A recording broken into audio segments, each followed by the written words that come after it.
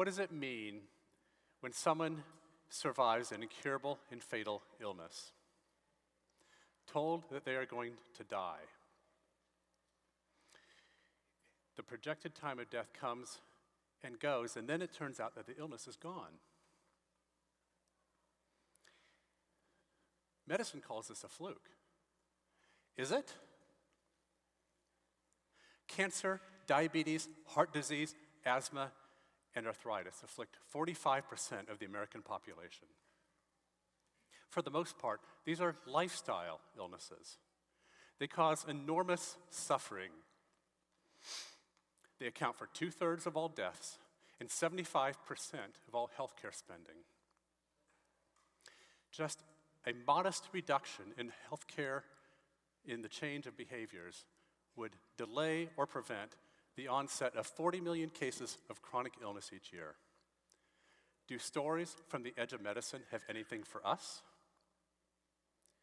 It's strange that in the history of medicine, cases of spontaneous remission have almost never seen the light of a rigorous science. If you were on the science side or a physician, you call it spontaneous remission or a placebo and shrug your shoulders. If you were on the spiritual side or a theologian, you call it a miracle or spiritual healing. All of these terms are black boxes that have not been unpacked by science. As a member of the faculty at Harvard Medical School and the chief of psychiatry at a medical center and a medical director at a psychiatric hospital, I have been walking around the mind-body problem for many years with both medical and psychiatric patients. I also studied this problem during my Master of Divinity at Princeton Seminary. I think it's important for you to know that I was a skeptic of both religion and science for a long time. I was raised on a farm with an Amish background. TV, radio, sports, dancing, school functions, those were not options for me. I was only allowed to associate with people from our church. So, what did I do? I rebelled, big time. Some of you rebelled. Look, I'm drinking. Look, I'm having sex. My rebellion was, Mom and Dad, I want to do a science project. You're studying evolution? I was looking like a heathen, headed straight for hell and a whole lot of trouble. My thought, that is, if you can do something that gets both parents upset, you're onto something good. So, I left the farm, went to college, and I kept going. Seminary, med school, Zen Buddhism, evolution. I knew how to push buttons. Since 2003, I have been listening to over 100 people from around the world tell me about their recoveries from incurable illness and looking at the medical evidence. Claire was diagnosed by biopsy in 2008 with the most fatal form of pancreatic cancer, told that she was going to die. 2 to 5% still alive at 5 years. Why did I interview her? Because in 2013, her CT of the abdomen read negative for cancer. Dr. Kane was diagnosed also by biopsy with idiopathic pulmonary fibrosis. In this disease, your lungs turn to cardboard and you die. There is no effective treatment. Dr. Kane went on disability and put her affairs in order.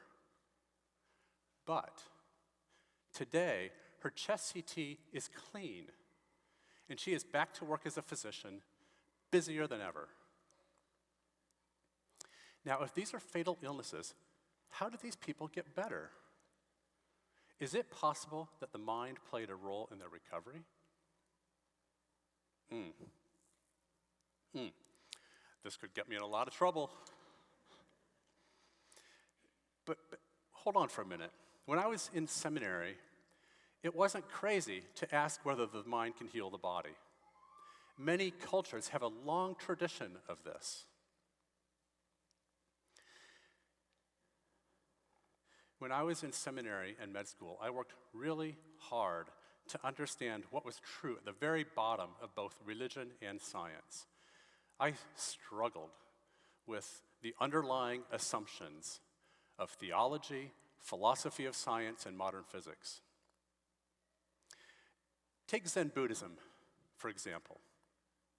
Don't forget about the need to push buttons. Zen Buddhism says that there's one cause of illness. Illness is disease, dis-ease, a lack of inner balance and harmony. I later learned that ancient Christianity taught the same thing. After seminary, I went to med school. And for where I was at that point in my life, I really needed factual evidence.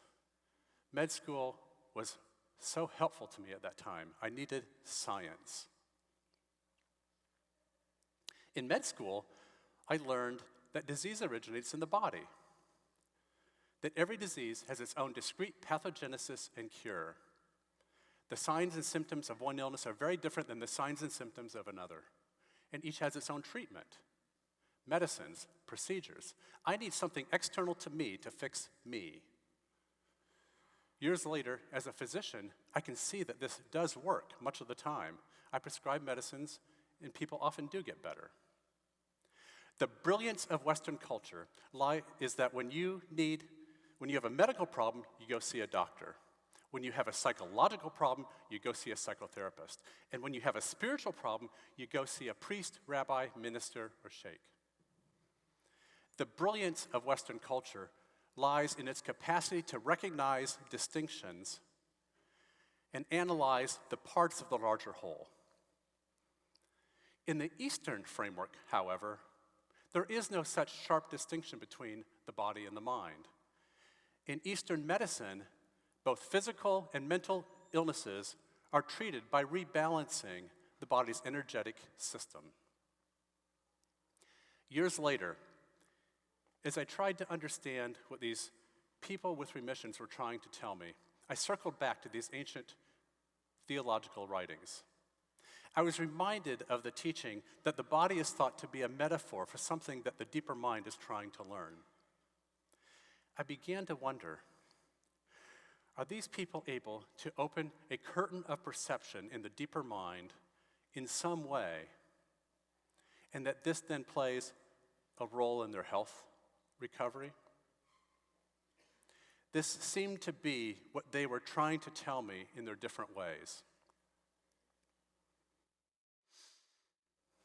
Maybe we need to respect the respective strengths of both East and West, the Western capacity to make distinctions and the Eastern capacity to see interconnections. And if we can superimpose these two models, maybe we will see that there are powers and vitality and pathways that we are only beginning to map in the West. This is a huge topic.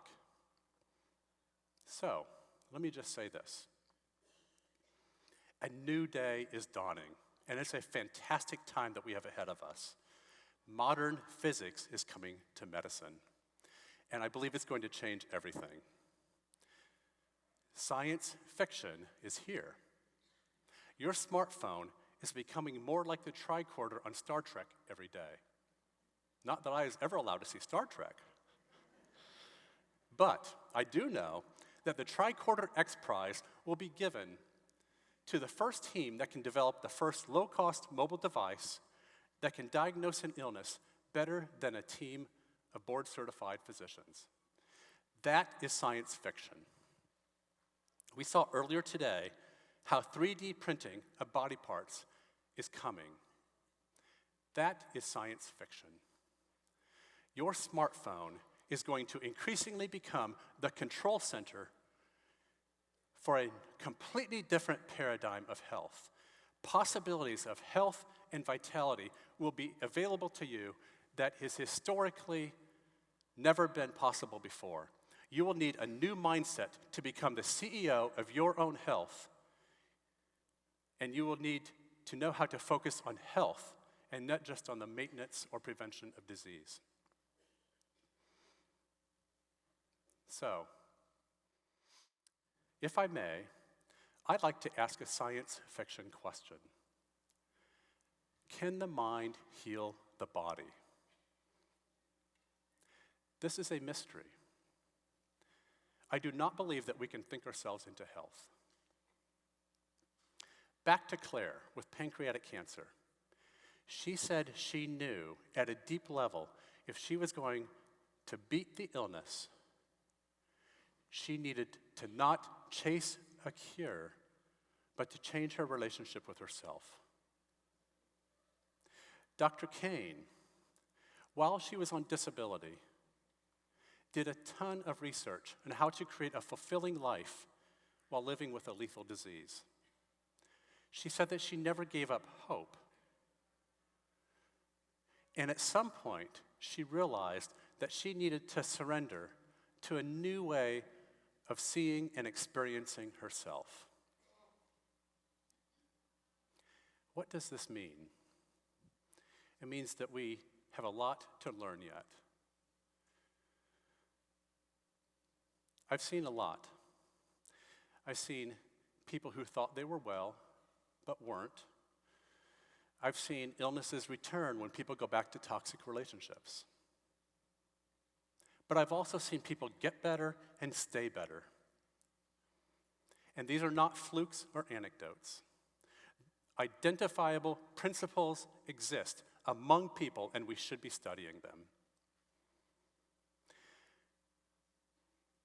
If I wanted to understand ultimate performance in sports, I would study Michael Jordan. I do not believe that he would take kindly to being called a fluke or an anecdote. If we want to understand ultimate performance in health, then we should be studying people like Claire and Dr. Kane. What is the takeaway? The takeaway is this. There are powers in your heart and in your mind that no medicine can touch. Those of us in medicine have a responsibility to understand this better. There are aspects to this that at the highest level I can only still speak about as a theologian. Something in us appears to benefit from experiencing that which is perfect, whole, and complete within us. Those who are able to open that curtain of perception say that when they do, there's nothing to judge.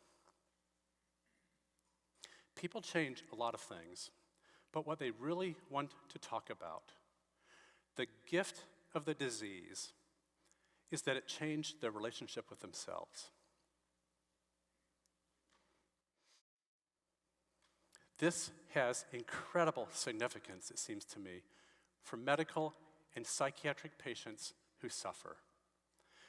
Those who feel seen and cared for, and then who experience enhanced self-esteem, seem to be more interested and also more able to give up the unhealthy behaviors that cause them to suffer and that contribute to our lifestyle illnesses.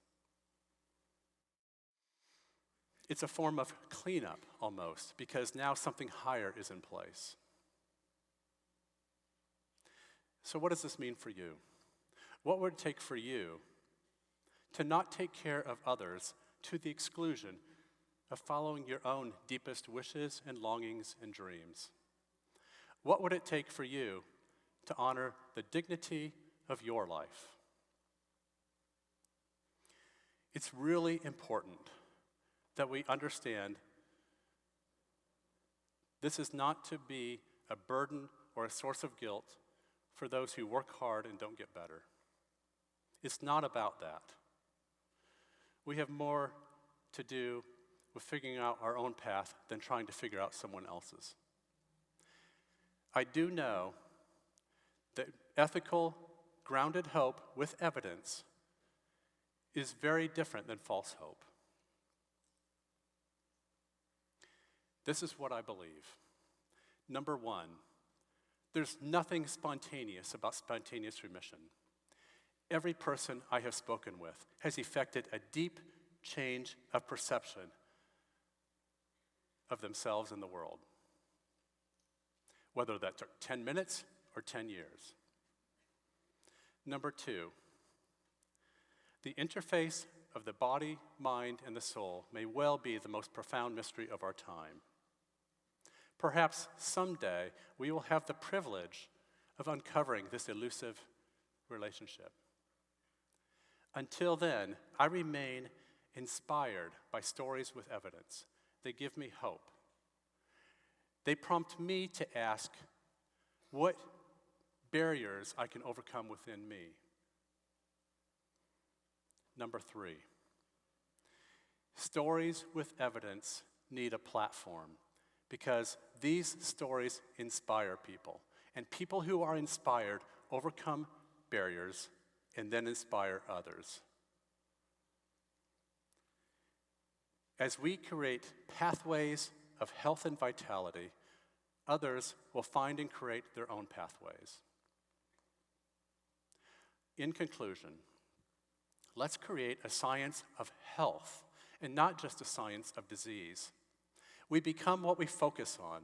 So focus on creating a life of value and purpose and vitality, built on what is right and great about you, so that you won't suffer and so that you won't need the unhealthy behavior.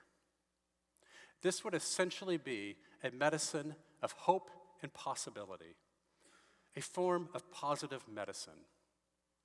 If we can do this, if we can provide grounded ethical hope to those who suffer, and if we can create pathways that help you experience what is right and whole and complete within you, then perhaps one day we will be able to say, we have recreated fire. Thank you.